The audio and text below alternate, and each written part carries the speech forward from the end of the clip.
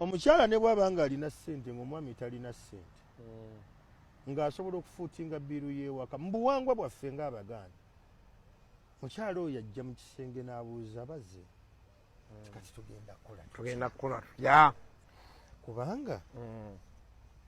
mmanyi landiroodi yankubiddeko ku ssimu n'amugamba nti wabula nina ekikyankutte olowooza asobola otugumiikirizaamu wiiki ng'emu nti engeri gy'abadde ayogera musunguwavu kati omukyalo omukuze omukyalo omuteeketeeke awo waakugambira nti mwami mbadde nninawo $5,000 naye gya kibiina nsobola okukuwa zino ne tumusasula pressure eno n'ekendeera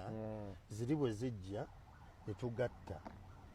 omwami omukuze era omugunjufu bw'afuna ssente